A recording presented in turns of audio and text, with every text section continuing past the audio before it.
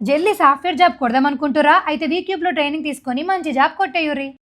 పరిస్థితి కనబడతా ఉన్నది.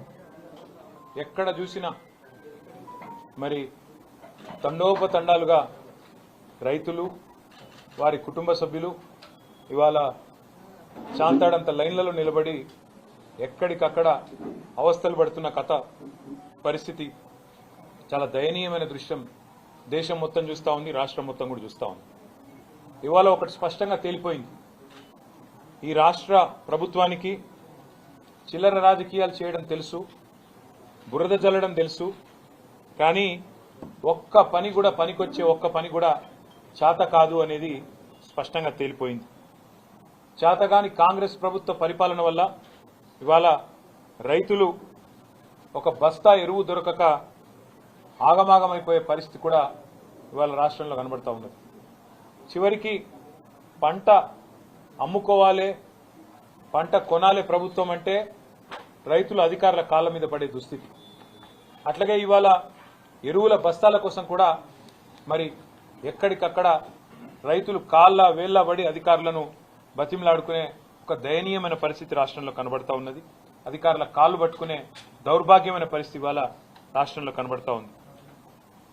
ఏ చరిత్ర చూసినా ఏమున్నది గర్వకారణం అన్నట్టు కాంగ్రెస్ చరిత్ర ఎన్నడూ కూడా రైతుల విషయంలో సానుకూలమైన చరిత్ర కాదు, రైతులకు మేలు చేసిన చరిత్ర కాదు. ఇవాళ కూడా మళ్ళీ ఒకసారి ఆనాటి రోజులు తెస్తాము అనేదైతే మాట ఇచ్చిందో కాంగ్రెస్ పార్టీ, దానికి అనుగుణంగానే మరి ఆనాడేవైతే అర్ధరాత్రి బాయికాడ వండుకునే దుస్థితి ఉండేనో ఇలా మళ్ళొక్కసారి చివరికి ఒక మహిళా రైతు ఎరువుల దుకాణం కాడ అక్కడ తెల్లారగట్టనే పోయి పండుకునే దుస్థితి, దుకాణం ముంగట వండుకునే దుస్థితి కూడా ఇలా తెలంగాణలో కాంగ్రెస్ ప్రభుత్వ గొప్పతనం మూలన కనబడతా ఉన్నది. కేసీఆర్ గారి నాయకత్వంలో ఆనాడు ప్రభుత్వంలో 6 నెలల ముందే బఫర్ స్టాక్ తెప్పించి ఎక్కడికక్కడ గోదాములు సీజన్ మొదలు కాకముందే నింపి పెట్టి భారతదేశంలో ఎక్కడెక్కడ మరి యూరియా దొరికితే, ఎరువు దొరికితే ఆడికెళ్లి తెప్పించి రైతుకు కడుపులో చల్లగదలకుండా కూర్చునే విధంగా ఇంటికి ఎరువుల బస్తాలు పంపిన పరిస్థితి కేసీఆర్ గారి ప్రభుత్వంలో మనం చూసినాం. 4 లక్షల మెట్రిక్ టన్నుల గోదాముల సామర్థ్యం ఉంటే మేము బాధ్యతలు చేపట్టినాడు రైతుకు మేలు జరగాలన్న ఉద్దేశంతో 24 లక్షల మెట్రిక్ టన్నుల సామర్థ్యానికి సంవత్సరంన్నరలోనే తీసుకొని పోయిన ఘనత కూడా కేసీఆర్ గారి ప్రభుత్వానికి. కానీ ఇప్పుడున్న కాంగ్రెస్ ప్రభుత్వం గోదాములున్నాయి, రైతు వేదికలున్నాయి, కష్టపడే రైతులున్నారు. కేసీఆర్ గారు కష్టపడి చేయించిన మిషన్ కాకతీయ చెరువులున్నాయి, అద్భుతంగా కట్టిన ప్రాజెక్టులు కాళేశ్వరంతో సహా ప్రాజెక్టులు కలకల్లాడుతున్నాయి. కానీ కాంగ్రెస్ ప్రభుత్వం మాత్రం వానాకాలం సీజన్ మొదలైనా దున్నపోతు మీద వానబడ్డట్టే కనీసం ప్లానింగ్ లేదు, సమీక్ష లేదు, సన్నద్ధత లేదు, ఎక్కడ కూడా ఒక ఆలోచన కూడా, ఒక ప్రణాళిక కూడా లేని పరిస్థితి కనబడతా ఉన్నది. ఒక ప్రణాళిక రాహిత్యం, అనుభవ రాహిత్యం, పరిపాలన చాతగాంతనం, అదేవిధంగా ఇతర అంశాల మీద దృష్టి పెట్టడం వల్ల ఇవాళ రాష్ట్రంలో రైతులు అవస్థ పడతా ఉన్నారు, ఇబ్బంది పడతా ఉన్నారు. ఒక్కటంటే ఒక్కరోజు కూడా ముఖ్యమంత్రి గారు వ్యవసాయానికి సంబంధించిన సమీక్ష చేయలేదు. ఎరువుల మీద ఏ ఒక్కరోజు కూడా కనీసం కేంద్ర ప్రభుత్వాన్ని కలిసి విజ్ఞప్తి ఇచ్చిన పాపన పోలేదు. ఏదో పేరుకి రాహుల్ గాంధీని కలవడానికి పోయినట్టు పోయి ఏదో కాగితం ఇచ్చేసి రావడం కాదు. సిన్సియర్గా, సీరియస్గా ఇక్కడ ఏ పరిస్థితి ఉంది, ఎట్లా వ్యవసాయ విస్తరణ కేసీఆర్ గారి కాలంలో జరిగింది, దానికి తగ్గ విధంగా ఎంత ఎరువు కావాలి అనే ఒక ఇండెంట్ రాష్ట్ర ప్రభుత్వం నుంచి ఎన్నడూ కూడా పోలేదు. ముందస్తు ప్రణాళిక తయారు చేయలేదు. దాని ఫలితంగానే ఇవాళ రాష్ట్రంలో ఎరువుల కొరత కనబడతా ఉన్నది. కేసీఆర్ గారు ఉన్న 10 ఏళ్లు ఎన్నడూ లైన్లు లేవు, ఎన్నడూ ఎరువుల కోసం కొట్లాడుకునే పరిస్థితి లేదు, పోలీసులను పెట్టి ఎరువులు పంచే దుస్థితి ఎన్నడూ లేదు. మరి ఇవాళ రాష్ట్రంలో ఈ పరిస్థితి ఎందుకు వచ్చింది? కాంగ్రెస్ ప్రభుత్వం రాగానే రాష్ట్రంలో ఉన్న రైతన్నలు కూడా ఆలోచించాలని చెప్పి నేను కోరుతా ఉన్నా. ఇవాళ రాష్ట్రంలో పోలీసులు 2 పనులు చేస్తున్నారు. అయితే ఒకటి బీఆర్ఎస్ నాయకుల మీద కేసులు పెట్టాలి, ఎట్లా సోషల్ మీడియాలో పోస్టులు పెట్టినా కూడా చిన్న చిన్న పిల్లల్ని కూడా భయపెట్టాలనేది ఒకటి. రెండోది ఎరువుల బస్తాల కాడ కాపలా కాస్తా ఉన్నారు. ఎక్కడ రైతులు తిరగబడి అధికారులను తంతారేమో అని చెప్పి ఎక్కడికక్కడ పోలీసులను పెట్టి పోలీస్ పహారాలో ఎరువుల దుకాణాల దగ్గర మరి ఎరువులు పంచే దుస్థితిలో ఇవాళ ప్రభుత్వం ఉన్నది. వాస్తవం ఏంది అంటే రాష్ట్ర వ్యవసాయ శాఖ కానీ, మార్కెటింగ్ శాఖ కానీ, మార్కెట్ కానీ, రవాణా శాఖ కానీ, జిల్లా యంత్రాంగం కానీ వాటి మధ్యన సమన్వయ లోపం కూడా తీవ్రంగా కనబడతా ఉన్నది. ఎందుకంటే నడిపించే నాయకుడికి వ్యవసాయం మీద అవగాహన లేదు, అటు పరిపాలన మీద అవగాహన అంతకంటే లేదు. కాబట్టి మరి వచ్చిన యూరియా కూడా కనీసం పంచే పరిస్థితి కూడా కనబడతలేదు. అట్లాగే మరి ఇంకా దారుణం ఏంటంటే ఒకవైపు చాంతాడంత లైన్లు ఏ ఊరికి పోయినా కనబడుతుంటే వేల మంది వర్షాల్లో కూడా లైన్లలో తల్లడిల్లిపోతుంటే ముఖ్యమంత్రి గారు మాత్రం రాష్ట్రంలో ఎరువుల కొరతనే లేదు, షార్టేజ్ లేనే లేదు, ఇదంతా కృత్రిమ కొరత, సోషల్ మీడియా సృష్టి అని పనికిమాలిన డైలాగులతో టైంపాస్ చేస్తా ఉన్నారు తన జూబ్లీ హిల్స్ ప్యాలెస్ లో కూర్చొని. క్షేత్రంలోకి వస్తే తెలుస్తుంది, ఊర్లు తిరిగితే సొసైటీల కాడికి పోతే రైతులను కలిస్తే దమ్ముంటే ఒక్కొక్క ముఖ్యమంత్రి కానీ ఒక మంత్రి గారు కానీ రైతుల కాడికి పోతే వాళ్ళ పరిస్థితి ఏందో వాళ్ళ బాధ ఏందో తెలుస్తుంది. నేను అభినందిస్తా ఉన్నా మా బీఆర్ఎస్ పార్టీ నాయకత్వం చాలా చోట్ల వాళ్ళ క్షేత్రస్థాయిలో రైతులకు అండగా నిలబడుతున్నారు, ఎక్కడికక్కడ ధర్నాలు చేస్తున్నారు. పార్టీ పిలుపునివ్వకపోయినా ఎక్కడికక్కడ రైతుల కోసం స్వచ్ఛందంగా వారికి అండగా నిలబడ్డ బీఆర్ఎస్ నాయకత్వాన్ని నేను అభినందిస్తా ఉన్నా. ఊరూరా రైతులు ఆధార్ కార్డులు పెట్టి వాటి మీద రాళ్లు పెట్టి క్యూ లైన్లో చెప్పులు పెట్టి మరి రాష్ట్ర ప్రభుత్వానికి సిగ్గొచ్చే విధంగా ఇవాళ మీడియా ఆ దృశ్యాలు ప్రసారం చేస్తూ ఉంటే కాంగ్రెస్ ప్రభుత్వం అవి కనబడనట్టు, రైతుల ఆక్రందనలు వినబడనట్టు, రాష్ట్రంలో కొరత లేదు అని సిగ్గులేని మాటలు మాట్లాడుతూ ఉన్నది. మొన్నటిదాకా విత్తనాల కొరత, తర్వాత సాగునీటి సంక్షోభం, కరెంటు కోతలు మరొక వైపు, కొనుగోళ్ల లేమి మరొక వైపు, ఇప్పుడు ప్రస్తుతం ఎరువుల కొరత. ఈ కాంగ్రెస్ ప్రభుత్వం యొక్క నిర్వాహకం వల్ల రైతుల్లో ఇవాళ వాస్తవానికి ఆగ్రహావేశాలు కట్టలు తెంచుకుంటా ఉన్నాయి. తిట్టని రైతులేడు ఈ ప్రభుత్వాన్ని, తిట్టని రైతులేడు, శాపనార్థాలు పెట్టని మహిళా రైతులు లేరు, వారి కుటుంబ సభ్యులు లేరు. ఒక ఎకరానికి ఒక ఆధార్ కార్డు మీద ఒకటే బస్తా అని చెప్తుంటే ఇవాళ అవస్థలు పడుతున్న రైతులు, రైతు కుటుంబ సభ్యులు. మొన్న నల్లవెల్లి అనే ఊరు, మన పరకాల దగ్గర నల్లవెల్లి అనే ఊరు, ఆ గ్రామంలో మా మాజీ ఎమ్మెల్యే ధర్మారెడ్డి గారు చెప్పారు మాకు, ఒక రైతు తన భార్య పేరు మీద తన కొడుకు పేరు మీద ఉండే ఆధార్ కార్డులు కూడా తీసుకొని 3 బస్తాలు తీసుకున్నాడు. తీసుకుంటే నాన్ బెయిలబుల్ కేసు పెట్టి వాళ్ళ కుటుంబ సభ్యులే, వాళ్ళేం దొంగలు కాదు, వేరే వాళ్ళకి తీసుకురాలే, వేరే దొంగతనం చేయలేదు, నాన్ బెయిలబుల్ కేసులు పెట్టి ఇవాళ జైల్లో ఆ రైతును పంపిన దుర్మార్గమైన ప్రభుత్వం ఇవాళ రేవంత్ రెడ్డి గారి ప్రభుత్వం. ఇంత జరుగుతున్నా రేవంత్ రెడ్డి గారు మాత్రం పత్తా లేరు, కనీసం ఈ అంశం మీద మాట్లాడతలేరు. ఎక్కడ పోయిండో ఏం చేస్తున్నాడో రేవంత్ రెడ్డి గారు, ఆయన ప్రభుత్వం చెప్పాలని చెప్పి నేను కోరుతా ఉన్నా. 24 గంటలు బురద రాజకీయాలు, బురద జల్లడం తప్ప రైతులకు పనికొచ్చే ఒక్క పని కూడా ఈ ప్రభుత్వం చేస్తలేదు అనేది వాస్తవం. ఇంకొక అనుమానం కూడా మాకుంది, కాంగ్రెస్ నాయకులే చాలా మంది చాలా చోట్ల బ్లాక్ మార్కెటింగ్ కూడా చేస్తున్నారనే అనుమానం కూడా మాకుంది. లేకపోతే ఇంత షార్టేజ్ రాదు. కేసీఆర్ గారు ఉన్నప్పుడు 10 ఏళ్లు ఎన్నడూ ఒక్కరోజు కూడా రైతుకు అవస్థ ఉండదు ఎరువుల కోసం. కాంగ్రెస్ రాగానే ఎందుకు స్టార్ట్ అయింది ఇట్లా సడన్ గా? బఫర్ స్టాకులు పెట్టుకునే విధానం కానీ ఇంకోటి కానీ ఆ నైపుణ్యం కానీ అధికారులకు ఉంది. అధికారులను పనిచేయనిస్తే వాళ్ళు బ్రహ్మాండంగా చేస్తారు. కానీ మా అనుమానం అయితే ఖచ్చితంగా ఈ బ్లాక్ మార్కెటింగ్ ఏదైతే జరుగుతున్నదో, ఇవాళ బ్లాక్ మార్కెట్లో ఎరువులు అమ్ముతున్నారో దాని వెనుక కూడా కాంగ్రెస్ వాళ్ళు ఉన్నారనేది మా అనుమానం. ఈ విషయంలో కూడా రైతులు అప్రమత్తంగా ఉండాలని చెప్పి కూడా మేము కోరుతా ఉన్నాం. ప్రైవేట్ కంపెనీల నుంచి మరి వాటికి లబ్ధి చేకూర్చి వాటి నుంచి భారీగా ముడుపులు దొబ్బాలన్న ఆలోచన ఏమైనా ప్రభుత్వానికి ఉందా? లేదా కాంగ్రెస్ నాయకుల దందాలు క్షేత్రస్థాయిలో జరుపుకునే విధంగా రేవంత్ రెడ్డి గారి అనుచరులు, కాంగ్రెస్ నాయకులు వాళ్ళేమన్నా ఈ బ్లాక్ మార్కెటింగ్ చేసి గోదాములలో దాస్తున్నారా? కృత్రిమ కొరత సృష్టించి రేటు పెంచి రైతును ఆగం చేసి మరి వారి దగ్గర ఎక్కువ డబ్బులు గుంజే ప్రయత్నంలో ఉన్నారా? ఇది కూడా తప్పకుండా రైతులు ఆలోచించాలి. ఇంకా ఘోరం ఏంటంటే ఇక్కడ ముఖ్యమంత్రి ఏమో కొరత లేదు, ఆర్టిఫిషియల్ షార్టేజ్ అని ముఖ్యమంత్రి చెప్తాడు. కానీ కాంగ్రెస్ పార్టీ ఎంపీలేమో అక్కడ బీజేపీ ఏదో ఇస్తలేదు అని వాళ్ళు ధర్నా చేస్తా ఉన్నారు. అంటే ఎవరిది డ్రామా అయినా ఇద్దరులా? ముఖ్యమంత్రి ఆడుతున్నది డ్రామానా? కాంగ్రెస్ ఎంపీలు చేస్తున్నది డ్రామానా? ఏది డ్రామానో కూడా రైతులు ఆలోచించాలని చెప్పి నేను కోరుతా ఉన్నా. 51 సార్లు రేవంత్ రెడ్డి గారు ఢిల్లీ పోయారు. 51 సార్లు పోతే కూడా ఈయన ముఖం చూసి కనీసం 51 బస్తాల ఎరువులు కూడా ఇవాళ కేంద్ర ప్రభుత్వం మంజూరు చేయలేదు. ఇంకా ఘోరం ఏంటంటే వాళ్ళ రాష్ట్రంలో గ్రామాలలో పుట్టినరోజు బహుమతులుగా ఎరువుల బస్తాలు ఇచ్చుకునే దుస్థితి వచ్చిందంటే ఇంతకు మించిన సిగ్గుచేటు ఒక ప్రభుత్వానికి ఏది ఉండదు. ఇంకొక మాట కూడా అడగాలి ఈ సందర్భంగా. రాహుల్ గాంధీ గారు, కేంద్ర నాయకత్వం, కాంగ్రెస్ పార్టీకి సంబంధించిన నాయకత్వం, ఖార్గే గారు ఎన్నికల ముందు వస్తారు, డిక్లరేషన్లు అంటారు. వరంగల్లోనైతే పెద్ద పెద్ద మాటలు చెప్పిండు రాహుల్ గాంధీ. రైతు డిక్లరేషన్ అని పెట్టి రైతులకు ఇది చేస్తాం, అది చేస్తాం, బోనస్ ఇస్తాం, 15,000 15,000 రైతు బంధు ఇస్తా, అందరికి బోనస్ ఇస్తా, కౌలు రైతులకు రైతు బంధు ఇస్తా, రైతు కూలీలకు 12,000 ఇస్తా. ఇన్ని చెప్పిన రాహుల్ గాంధీ రైతు డిక్లరేషన్ లో ఇవాళ ఎరువులు దొరకపోతే పార్లమెంట్లో నీ నోరు ఎందుకు తెరుస్తలేవు? ఒక్కటంటే ఒక్కరోజు రాహుల్ గాంధీ గారు మాట్లాడినారా ఎరువుల కొరత మీద? ఎందుకు కేంద్ర ప్రభుత్వం సహకరిస్తలేదని చెప్పినరా? ఇది ఒక్క మాట కూడా అడగలేకపోతే కేంద్రంలో ఉండే కాంగ్రెస్ పార్టీ ప్రధాన ప్రతిపక్ష నాయకుడు కానీ అట్లాగే 8 మంది ఎంపీలు కానీ మీరు ఎందుకున్నారు అని ఇవాళ తెలంగాణ రైతులు అడుగుతా ఉన్నారు.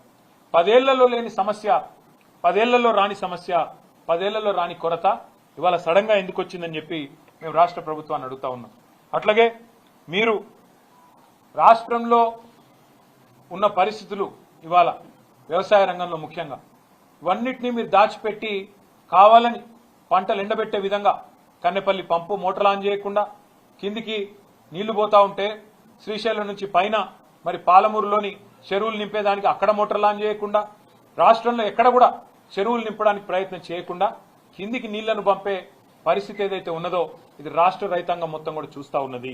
అట్లాగే ఇవాళ వాస్తవాలు ఏ మాటకా మాట మాట్లాడుకుంటే సరే కొన్ని బాకా పత్రికలు ఆయన డబ్బా కొట్టే పత్రికలు కొంతమంది బాకా ఛానల్లో ఆయనకు భజన చేయొచ్చు కానీ వాస్తవం ఏంటంటే ఈ ప్రభుత్వం ఇవాళ రాష్ట్రంలో రైతులు అనుకుంటున్న మాట రుణమాఫీలో ఫెయిల్ అయింది, రైతు బంధులో ఫెయిల్ అయింది, ఉచిత కరెంటులో ఫెయిల్ అయింది, అట్లాగే రైతు బీమా ప్రీమియం కూడా చెల్లించడంలో ఆఖరి కేసీఆర్ గారు తెచ్చిన ఒక అద్భుతమైన పథకం రైతు కుటుంబం రోడ్డు మీద పడద్దని చెప్పి 5 లక్షల రైతు బీమా ఏదైతే పెట్టినరో ఆ విషయంలో కూడా ఫెయిల్ అయినారు.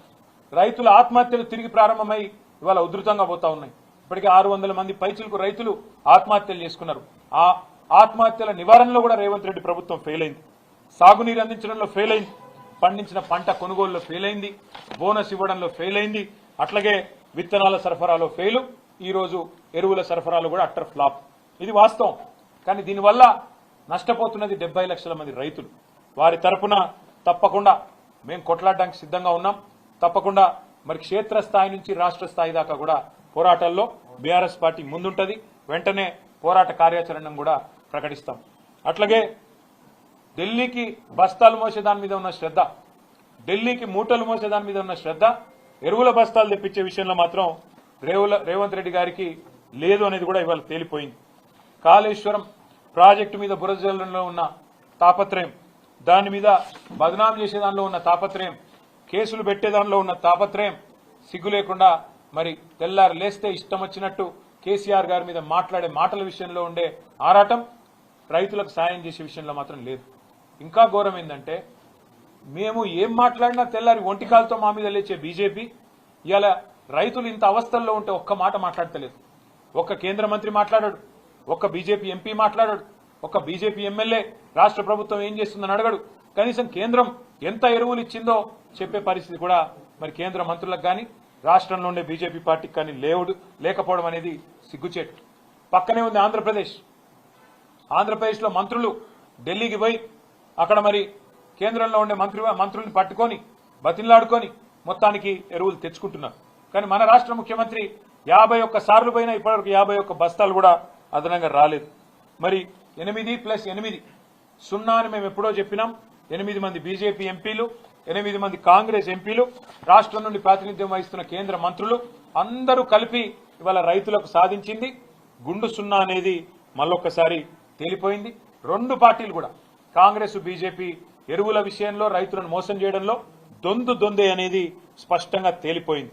ఇవాళ వాస్తవం కేంద్రంలో ఉన్న బీజేపీ ప్రభుత్వం మంచిగానే ఇస్తున్నది, కానీ కింద రాష్ట్ర ప్రభుత్వం పంచలేదు. ఏమైతుందో ఇక్కడికి వచ్చినాక యూరియా అని ఇక్కడ బీజేపీ ప్రెసిడెంట్ చెప్తున్నాడు. అంటే బ్లాక్ మార్కెటింగ్ జరుగుతుందని చెప్తున్నావా? కాంగ్రెస్ మధ్యలో యూరియా తింటున్నారని చెప్తున్నావా? మరి తింటుంటే నీ ప్రభుత్వం ఏం చేస్తుంది బీజేపీ ప్రభుత్వం అని మేము అడుగుతా ఉన్నాం. అట్లాగే మరి పార్లమెంట్లో చెప్తున్నారు మేము తగినంత మొత్తంలో సప్లై చేసినామని చెప్తున్నారు. మరి బ్లాక్ మార్కెటింగ్ జరుగుతుందా? మీరు వెంటనే కేంద్ర వ్యవసాయ శాఖ అదేవిధంగా కేంద్రంలోని సంస్థలు చర్యలు తీసుకోవాలి. బ్లాక్ మార్కెటింగ్ ఎవరైనా నమ్మితే వెంటనే జోక్యం చేసుకోవాలి.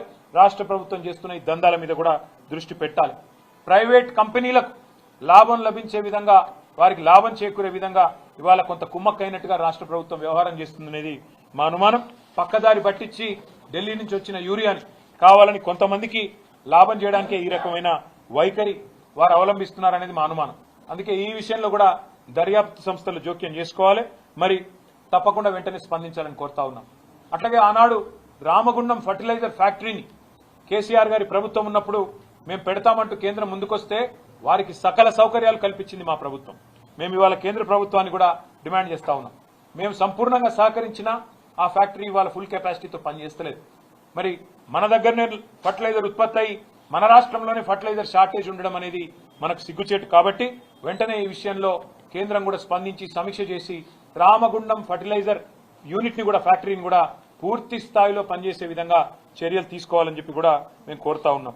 అట్లాగే బీఆర్ఎస్ ప్రభుత్వంలో ఆనాడు మరి వానాకాలం డిమాండ్ కేవలం 9.8 లక్షల మెట్రిక్ టన్నులుంటే ఆనాడు సకాలంలో మేము ఎరువులు అందించినాం.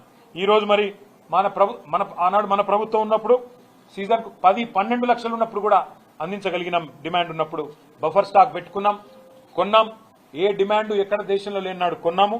మరి పెరుగుతున్న వ్యవసాయ విస్తరణకు అనుగుణంగా మేము ఆనాడు ఈ రకంగా ప్లానింగ్ తో కేసీఆర్ గారి ముందు చూపుతో ముందుకు పోయినాం. కాబట్టే మరి ఎక్కడా కూడా రైతుకి ఇబ్బంది కాకుండా 10 సంవత్సరాలు కాపాడుకున్నాం. సీజన్ మొదలు కాకముందే కేసీఆర్ గారు 24 గంటల పాటు మరి సమీక్ష చేసి ఎక్కడికక్కడ ప్రతి జిల్లాను కూడా మరి సన్నద్ధం చేసి ఎక్కడ కూడా రైతుకి ఇబ్బంది కాకుండా మా అందరినీ కూడా పురమాయించి పనిచేయించేటోళ్ళు. ఎక్కడ షార్టేజ్ కనిపించినా ముందే అధికారులు కానీ మంత్రులు కానీ ఢిల్లీకి పోయి మరి తగినంత మొత్తంలో బ్రహ్మాండంగా ఎరువులు సాధించుకునేటోళ్ళం. కానీ ఈ రోజు ఈ ప్రభుత్వానికి ఏ పట్టింపు లేదన్నది మళ్ళొకసారి అర్థమైంది. అందుకే రేవంత్ రెడ్డిని మేము అడిగేది ఒకటే, నువ్వు మరి ముందుకు వచ్చి ఎరువులు సరఫరా చేసే విషయంలో స్పష్టంగా బ్లాక్ మార్కెటింగ్ విషయంలో ఈ రాష్ట్రంలో జరుగుతున్న పరిస్థితుల విషయంలో ఒక శ్వేతపత్రం విడుదల చేస్తావా? ఎంత వచ్చింది, ఎంత సరఫరా జరిగింది, ఎంతమందికి ఎంత ఎరువు అందింది, ఎంత పక్కదారి పట్టింది, ఎంత బ్లాక్ మార్కెటింగ్ జరిగిందనే విషయంలో రాష్ట్ర ప్రజలకు నిజం తెలవాలంటే మరి వెంటనే శ్వేతపత్రం ప్రచురించాలని చెప్పి మేము డిమాండ్ చేస్తా ఉన్నాం. లేని పక్షంలో మరి క్షేత్రస్థాయి నుంచి రాష్ట్ర స్థాయి దాకా పోరాటానికి నిర్మాణం చేస్తాము. చివరిగా మరి పోరాటంలోకి పోయే ముందు నేను ఎక్కడికక్కడ ఇవాళ నాకు రెగ్యులర్ గా ప్రతి ఊరు నుంచి ప్రతి నియోజకవర్గం నుంచి కూడా ఫోటోలు పంపుతా ఉన్నారు మాకు. అన్నా ఇక మా దగ్గర ఇంత పెద్ద లైన్ ఉంది, మా దగ్గర ఇంత పెద్ద లైన్ ఉందని చెప్తా ఉన్నారు.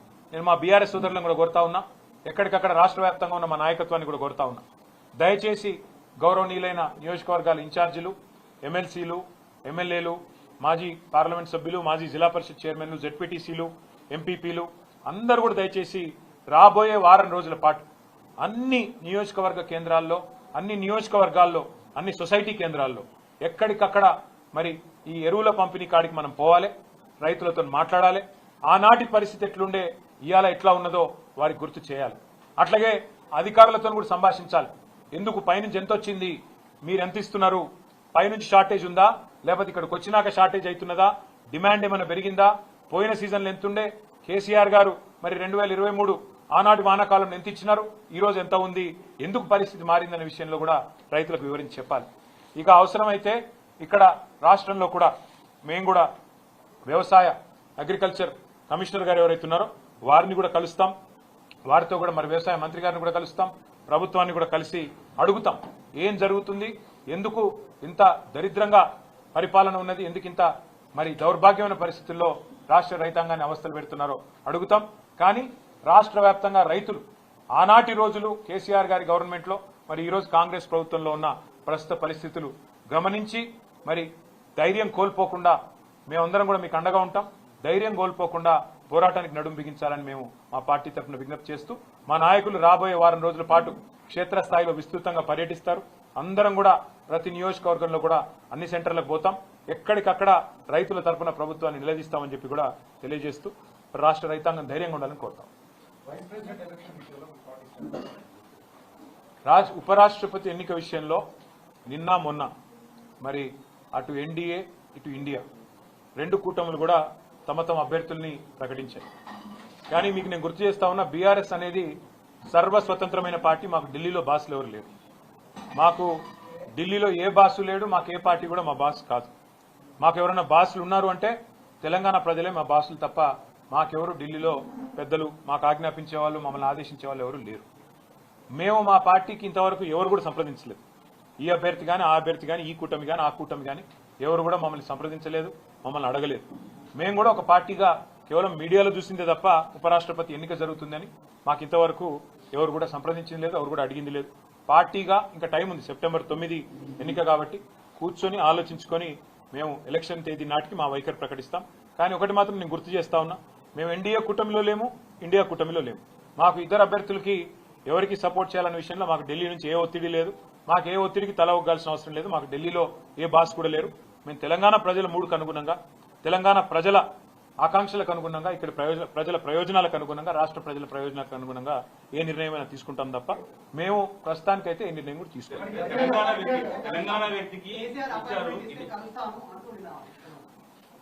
ఎవరు మళ్ళీ చెప్తా ఉన్నా, ఆయన రేవంత్ రెడ్డి గారు పెట్టిన అభ్యర్థి అయితే ఖచ్చితంగా మేము వ్యతిరేకిస్తాం. ఎందుకంటే కాంగ్రెస్ అనే ఒక చిల్లర పార్టీ, కాంగ్రెస్ అనే ఒక థర్డ్ క్లాస్ పార్టీ ఇవాళ రాష్ట్రంలో ప్రజలని ఎంత అరిగోసబుచ్చుకుంటున్నదో రాష్ట్ర ప్రజలందరికీ తెలుసు.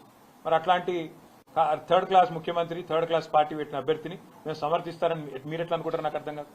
ఇంకోటి, ఇవాళ జరుగుతున్నది ఏంటంటే ఒక డ్రామా, ఉపరాష్ట్రపతి ఎన్నికల విషయంలో డ్రామా. నిన్న మొన్నటిదాకా ఏమన్నారు ఇదే రేవంత్ రెడ్డి గారు, బీసీల విషయంలో మా పార్టీ చాలా చిత్తశుద్ధిగా ఉన్నది, బలహీన వర్గాల విషయంలో మేము ఢిల్లీ దాకా కొట్లాడతాం, అవసరమైతే అంతరిక్షం దాకా పోయి కొట్లాడతాం అన్నాడు. మరి ఒక బీసీ అభ్యర్థిని ఎందుకు పెట్టలే? అంత ప్రేమ ఉంటే తెలంగాణ నుంచి ఒక బీసీ అభ్యర్థి దొరకలేదు, ఒక కంచయ్య గారిని పెట్టేది ఉండే. తెలంగాణ నుంచి ఒక బీసీ అభ్యర్థిని పెట్టి ఇగో ఇది మా చిత్తశుద్ధి అని చెప్పుకునేది ఉండే. అంటే బీసీల మీద ప్రేమ మాత్రం నోట్లోనే ఉంటుంది, మళ్ళీ ఎన్నికలు నిలబెట్టే టైంకి వచ్చే వరకు మాత్రం బీసీలు కనబడరు మీకు. అట్లాంటి మీ మాటలు మేము నమ్మాలి, మీ మాటలు నమ్మి మళ్ళీ మీ వెనక నిలబడాలి. నేను అడుగుతానమ్మా, మీరేమైనా మెహర్బాన్ చేస్తుండ్రా? మాకు మేము సర్వస్వతంత్రమైన పార్టీ, మేము డెఫినెట్గా ఎన్డీఏలో లేము, ఇండియాలో లేము. మేము మా మోడీ మా బాస్ కాదు, రాహుల్ గాంధీ మా బాస్ కాదు, తెలంగాణ ప్రజలు మా బాసులు. వాళ్ళ ఆలోచనకు అనుగుణంగా, వాళ్ళ అభిప్రాయానికి అనుగుణంగా మా నిర్ణయం ఉంటుంది. ఇక్కడ ఒకటి మాత్రం వాస్తవం, రెండు పార్టీలు దొందు దొండేనండి. కాంగ్రెస్ బీజేపీ రెండు కూడా దొందు దొందే. తెలంగాణను ఇద్దరు కూడా ముంచినోళ్లే. 11 ఏళ్లు బీజేపీ ఏం చేయలే, 2 సంవత్సరాలకు 20 నెలలుగా కాంగ్రెస్ ఏమీ చేయలే, ఇచ్చిన ఒక్క మాట నిలబెట్టుకోలే. ఆ ఇద్దరు అభ్యర్థులను మేము అంత సీరియస్ గా తీసుకోవాల్సిన ఆలోచన ఉంటుందని నేనైతే వ్యక్తిగతంగా అనుకోను. కానీ పార్టీగా, ఎందుకంటే నా ఒక్కడ అభిప్రాయం పార్టీ అభిప్రాయం కాదు, పార్టీగా మేము కూర్చుని ఆలోచించి డెఫినెట్ గా మా ఎమ్మెల్యేలు ఉన్నారు, మా ఎంపీలు ఉన్నారు, మా ఎమ్మెల్సీలు ఉన్నారు, మా ఇన్ఛార్జీలు ఉన్నారు, మా స్టేట్ కమిటీ ఉంది, అందరం అవసరమైతే పెద్దలు కేసీఆర్ గారితో మా అభిప్రాయాలు చెప్పి ఒక పార్టీగా నిర్ణయం తీసుకుంటాం. వ్యక్తిగతంగా నేను అనుకోవడం మాత్రం రెండు కూడా దొందు దొందే, కాంగ్రెస్ బీజేపీ రెండు దొందు దొందే. రెండు తెలంగాణకు పనికొచ్చే పార్టీలు కాదు, రెండు ఢిల్లీ పార్టీలే. వాటిని పట్టించుకోవాల్సిన అవసరం కానీ, వాటి రాజకీయం గురించి ఆలోచించాల్సిన అవసరం కానీ లేదు అనేది వ్యక్తిగతంగా నా అభిప్రాయం.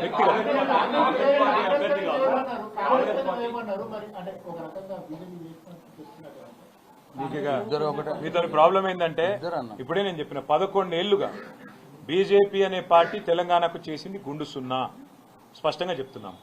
ఇప్పుడు 20 నెలలుగా కాంగ్రెస్ పార్టీ తెలంగాణ ప్రజలకు కొట్టింది గుండు, ఇచ్చింది గుండు సున్నా. ఇది వాస్తవం. ఇవాళ యూరియా షార్టేజ్ ఉన్నది. ఎవరు బాధ్యులండి? కాంగ్రెస్ బీజేపీ కాదా? కేంద్రంలో ఉన్న బీజేపీ, రాష్ట్రంలో ఉన్న కాంగ్రెస్. మరి రెండు దౌర్భాగ్య పార్టీల వల్ల తెలంగాణలో 70 లక్షల మంది రైతులు వానల్లో తడుస్తూ ఎరువుల కోసం ఎండుతుంటే వీళ్ళకి మాత్రం ఎలక్షన్ రాజకీయాలు కావాలి, ఎలక్షన్ కావాలి, కలెక్షన్ కావాలి, ప్రైవేట్ మార్కెటింగ్ చేయాలి, బ్లాక్ మార్కెటింగ్ చేయాలి, ఇదే దందా. అందుకే అంటున్నారు రెండు దొందు దొందే. నా వ్యక్తిగతమైన అభిప్రాయం ఒక వ్యక్తిగా, రెండు పార్టీలు కూడా మనకు తెలంగాణకు చేసిందేమీ లేదు, పట్టించుకోవాల్సిన అవసరం లేదని నా వ్యక్తిగత అభిప్రాయం. పార్టీగా మేము ఎన్నిక డేట్ దగ్గరకు వచ్చినాడు నిర్ణయం తీసుకుంటాము, అప్పుడు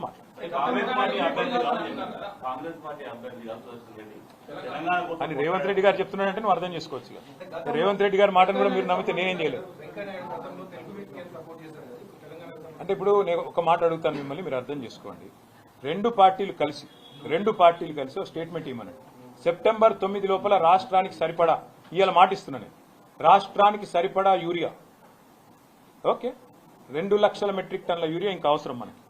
ఎవరు ఇస్తా అని స్టేట్మెంట్ ఇస్తే వాళ్ళకి మేము మద్దతు ఇస్తాం. చలో రాష్ట్ర రైతుల తరఫున మాకు 4 ఓట్లు ఉన్నాయి పోయి, ఎవరు ఇస్తా అని చెప్తే 2 లక్షల టన్నుల ఎరువు ఎవరు ఇస్తాము అని స్పష్టంగా ప్రకటిస్తే, మోడీ గారన్నా ప్రకటించాలా, రాహుల్ గాంధీ గారన్నా ప్రకటించాలి, మేము ఇస్తాం.